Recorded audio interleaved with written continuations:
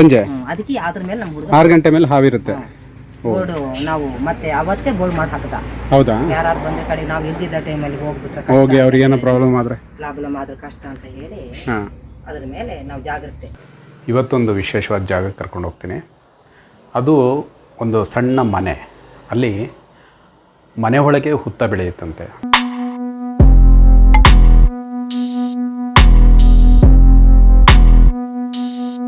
ಮತ್ತು ಅಲ್ಲಿ ಬಿಳಿಯ ನಾಗ ಆಗಾಗ ಕಾಣಿಸ್ಕೊಳ್ತಾ ಇತ್ತಂತೆ.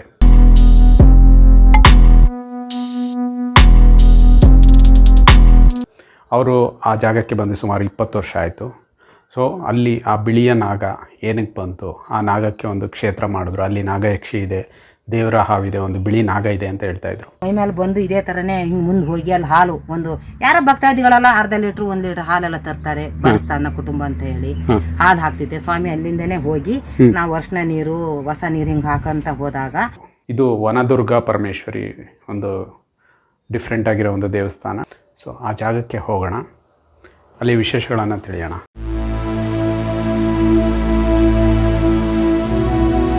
ಇದು ಇದೇನಾ? ಇದೆ ನಾಗರು. ಹಾಂ, ಒಳಗೆ ಹೋಗ್ಬೋದಾ?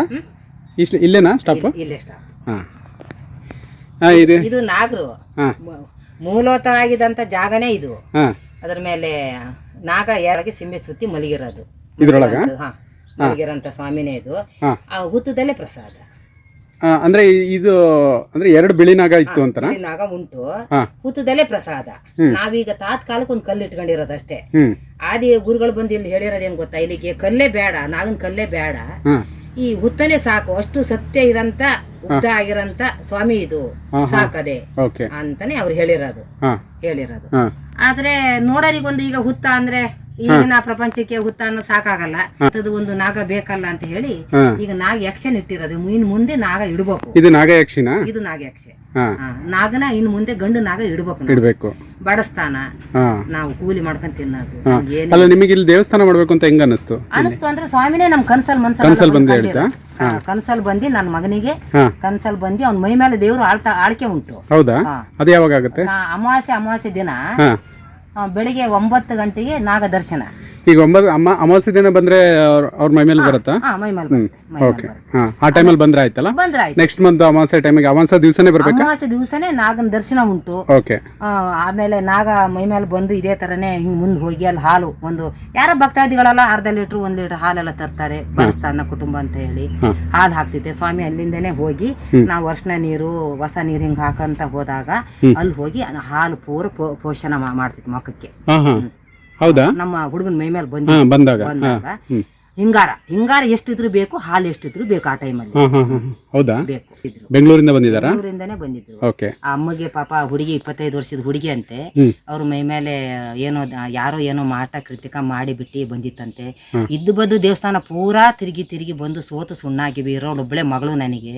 ಇನ್ ನಿಮ್ಮಿಂದಾದ್ರು ಸ್ವಾಮಿ ನಮಗ ಇವರು ಮುತ್ತಿನ ಕೊಪ್ಪ ಭಟ್ಟು, ಅವರು ಜಯರಾಮ್ ಭಟ್ಟು ಅಂತೇಳಿ ಅವರು ಹೇಳಿದ್ರಂತೆ, ಆಗ್ಲೇ ಒಂದು ಕೆಲಸ ಮಾಡಿ ಮಂಜು ಪಾತ್ರೆ ಮೇಲೆ ದೇವ್ರು ಬರ್ತಾ ಉಂಟು, ಬಡ ಕುಟುಂಬ ಬನ್ನಿ ಅಲ್ಲಿಗೆ, ಹೆಚ್ಚು ಪಕ್ಷ ರೂಪಾಯಿದಲ್ಲಿ 75 ಪೈಸಾ ಭಾಗ ಅಲ್ಲಿ ಹುಷಾರ ಆಗ್ತಿತ್ತೆ, ನೀವು ಬನ್ನಿ ಅಂತ ಅವ್ರ ಮುಖಾಂತರ ನಂಬಿಕೆ ಅವ್ರ ನಂಬಿಕೆ ಬಂದಾಗ ನೋಡಿ. ಈಗ ಮಗು ಚೆನ್ನಾಗ್ ಉಂಟಂತೆ, ಊಟನೇ ಮಾಡ್ತಿರ್ಲಿಲ್ಲಂತೆ.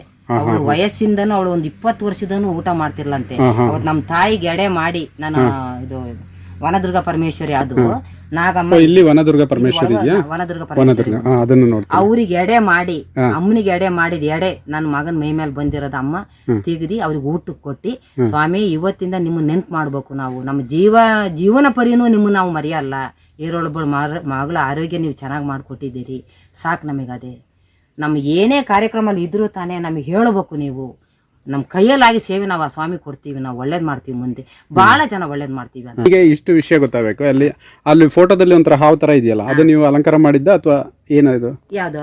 ಅಲ್ಲಿ ಫೋಟೋದಲ್ಲಿ ಒಂಥರ ಅಲಂಕಾರ ಫೋಟೋ ಅಲ್ಲಿ ಹಾಕಿರೋದು. ಅಲಂಕಾರ ಅದೇ ಅಲಂಕಾರ. ಅದೇ ಅಲಂಕಾರ. ಅದು ಯಾವ್ದ್ರಲ್ಲಿ ಮಾಡೋದು? ಹೂವು ಹೂವಲ್ಲೇ ಮಾಡೋದು. ಹೂವಲ್ಲೇ ಮಾಡೋದು, ಹೂವಲ್ಲೇ ಮಾಡಂತ ಈಗ ಇಲ್ಲಿ ಹಾವಿದೆ, ಇಲ್ಲಿ ಬಂದಿದೆ ಅಂತ ನಿಮ್ಗೆ ಹೆಂಗ್ ಗೊತ್ತಾಯ್ತು? ಅದು ಕನ್ಸಲ್ ಬಂದು ಹೇಳಿ? ಕನ್ಸಲ್ ಬಂದು ಹೇಳಿರೋದು. ಆಮೇಲೆ ಹುತ್ತದಲ್ಲಿ ಎರಡೆರಡು ಹಾವು ಒಟ್ಟಿಗೆ ಹಿಂಗ್ ಮಲಗಿದಾಗ ನನ್ನ ಮನೆ ಒಳಗೆಲ್ಲ ಬರೋದು, ಒಳಗೆಲ್ಲ ಬಂದು ಓಡಾಡೋದು. ಯಾಕಪ್ಪ ಹಿಂಗ್ ಓಡಾಡ್ತೀನಿ? ನನ್ ಮಗಳು ನಾನು ಹಿಂಗ್ ತಲೆ ಬಾಚ್ತಾ ಕುತ್ಕೊಂಡು ಹಿಂಗೆಲ್ಲ ಓಡಾಡ್ತಿರೋದು. ನನ್ ಮಗಳು ಬಸ್ರಲ್ಲಿ ಬಾಣ್ತಿಯಲ್ಲೆಲ್ಲ ಬಂದು ಮಂಚದಡಿ ಎಲ್ಲ ಮಲಗೋದು. ಯಾವಕ್ಕಪ್ಪ ಹಿಂಗ್ ಮಲಗ್ತೀನಿ ಅಂತ ಕೇಳಿದಾಗ ನಾನು ಒಳ್ಳೆ ಒಂದು ಗುರುಗಳ ಹತ್ರ ಹೋದಾಗ, ಅಮ್ಮ ನಿಮ್ಮ ಮನೆ ಹಿಂಭಾಗದಲ್ಲಿ 2 ಹುತ್ತ ಉಂಟು, ಅವರೇ ನಿಮ್ಮ ಮನೆ ಸುತ್ತಮುತ್ತ ಓಡಾಡೋದು. ನನ್ನ ಮಗ 12 ವರ್ಷ ವನವಾಸ ಹೊರಟು ಹೋಗ್ಬಿಟ್ಟಿದ್ದ.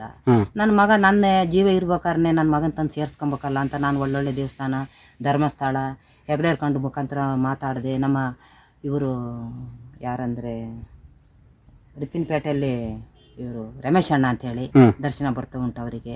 ಅವ್ರ ಮುಖಾಂತರ ನಾನು ಪತ್ತೆ ಮಾಡಿ ನೋಡ್ಬೇಕಾರೆ, ಅಮ್ಮ ನಾನು ಅಲ್ಲಿಗೆ ಒಂದ್ಸರಿ ಬರ್ತೀನಿ ಅಂದ್ರು. ರಮೇಶ್ ಅಣ್ಣ ಅವ್ರ ಮೇಲೂ ನಾಗರದೇವ್ರು ಬರುತ್ತೆ, ಅಮ್ಮನವ್ರು ಬರುತ್ತೆ. ಅವ್ರೆಲ್ಲ ಇಲ್ಲಿ ಬಂದಾಗ ಒಂದ್ಸರಿ ದರ್ಶನ ಬಂತು ಅವ್ರ ಮೇಲೆ. ನನ್ನ ಮಗನ ಮೇಲೆ ನಾಗರ ದರ್ಶನ ಬಂತು, ಅವ್ರ ಮೇಲೆ ಅಮ್ಮನವ್ರ ದರ್ಶನ ಬಂತು. ಎಲ್ಲ ಮಾಡಿ ನೋಡ್ಬೇಕಾರೆ, ಅಮ್ಮ ಇಲ್ಲಿ ಆದಿ ಸ್ಥಳನೇ ಇದು ನಾಗಂದು, ಕಲ್ಲು ಏನು ಬಿಂಬ ಏನು ಬೇಡ ಇಲ್ಲಿ, ಅವ್ರ ಸತ್ಯನೇ ಸಾಕಿಲ್ಲಿಗೆ ಅಂದ್ರು.